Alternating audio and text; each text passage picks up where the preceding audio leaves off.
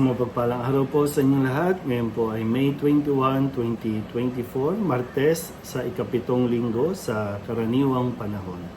Ating pong unang pagbasa at pagninilay ay hinango mula sa sulat ni Apostol Santiago, chapter 4, verses 1 to 10. Mga pinakamamahal, ano ang pinagmumulan ng inyong alitan at paglalaban-laban? Hindi ba't ang masasamang nasa na namumugad sa kalooban ng bawat isa sa inyo at pawang nagkakalaban-laban? Meron kayong pinakamimiti, ngunit hindi ninyo makamtan, kaya't papatay kayo kung kailangan. Mapasa inyo lamang ito, dahil sa inyong pag-iimbot sa mga bagay na hindi inyo, kayo'y nagkakagalit at naglalaban-laban, sapagkat hindi kayo humihingi sa Diyos. At humingi man kayo, wala rin kayong natatanggap sapagkat masama ang inyong layunin. Humihingi kayo upang gamitin sa kalayawan. Mga taksil, hindi ba ninyo alam na kapag kinaibigan ninyo ang sanlibutan, ay kinakaaway naman ninyo ang Diyos? Kaya't sino mang nagnanais na maging kaibigan ng sanlibutan, ay kaaway ng Diyos. Baka naman ang akala ninyo'y walang kabuluhan ang nasasaad sa kasulatan na napakarubdob ng pag-ibig ng Diyos sa Espiritong ibinigay niya sa atin at ayaw niya ng mga kaagaw sa ating pag-ibig.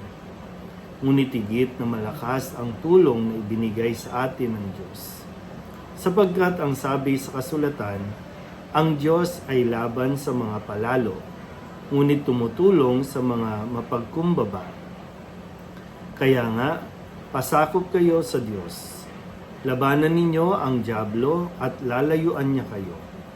Lumapit kayo sa Diyos at lalapit siya sa inyo. Linisin ninyo ang inyong mga kamay, kayong mga makasalanan.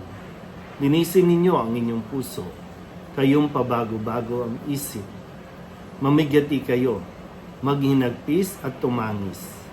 Palitan ninyo ang pagluha, ang inyong halakhakan, at ng kapanglawan ang inyong kagalakan. Magpakababa kayo sa harapan ng Panginoon at itataas niya kayo. Ang salita ng Diyos. Muli po, isang mapagpalang araw sa inyo pong lahat. Tayo po ay nagbabalik sa ating pong liturhiya na tinatawag natin mga karaniwang panahon. Kadalasan po, tumatagal ito ng 33 o hanggang 34 na linggo na karaniwang panahon bago po ang pagpapalit ng kalendaryo sa ating pong liturhiya na nangyayari kapag Christ the King. No? Papasok tayo sa panibago at pagsisimula ng bagong taon, Adbyento. So ngayon po sa pagsisimula din ng karaniwang panahon, matapos natin mapagnilayan ang mahabang paglalakbay, no, na kwento ng paglalakbay ni San Pablo at ng mga alagad, no, sa pagninilay natin sa mga gawa ng mga apostol. Ngayon naman yung partikular na sulat ni Apostol Santiago, at ito nga po, no, maganda na mapagnilayan natin kung ano nga ba ang nangyayari sa atin, no, bakit nga ba mas pinipili natin makipagtunggalian, makipaglaban. No? Sabi nga dito, very striking, sa umpisa pa lang po, no? Sabi, ano ba ang pinagmumulan ng inyong paglalaban-laban, ng inyong mga alitan? At ang sabi ay yung dahil nga sa pagiging ganid, dahil sa ating pong pagkainggit, no? Na gusto natin, meron tayo daw, sabi niya, no? Meron tayong mga gustong makuha, pero sadyang hindi natin nakukuha at umaabot ito sa punto na pumapatay tayo. Pwedeng sa ngayon, no, kung nagsisimula na sinisiraan natin ang tao para lamang makuha natin yung pinakamimiti natin, pwedeng sa posisyon, sa trabaho, sa lupa o pera na gusto natin masolo natin, gusto natin mapunta sa atin. Kaya isang magawa tayo ng mga kwento kung paano sisiraan ng isang tao. At kapag nasira na siya, lubusan na mapapa sa atin. No?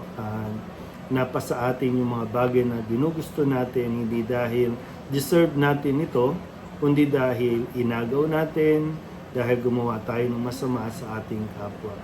Maganda no, na muli no, masuri natin.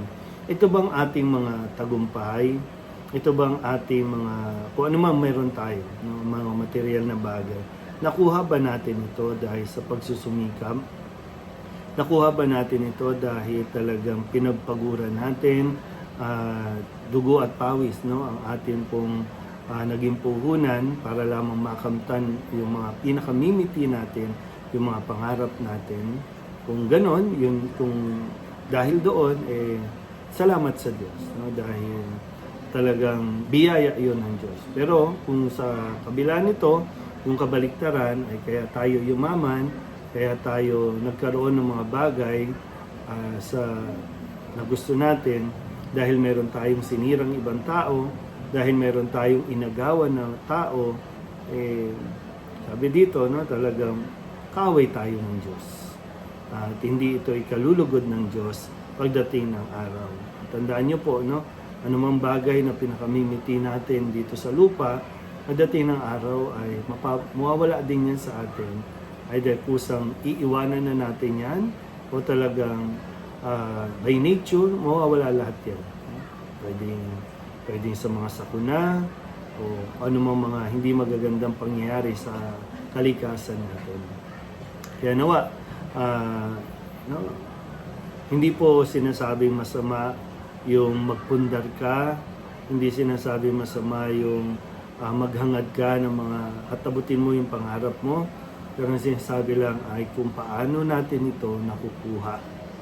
Kung sana po, no, malinis ang ating konsensya na wala tayong tinapakan, inagrabyado, inapi, inagawan, mapasa atin lang yung pinakamimiti natin sa buhay dito sa mundo nito. Muli po, isang mapagpalang araw sa inyo po.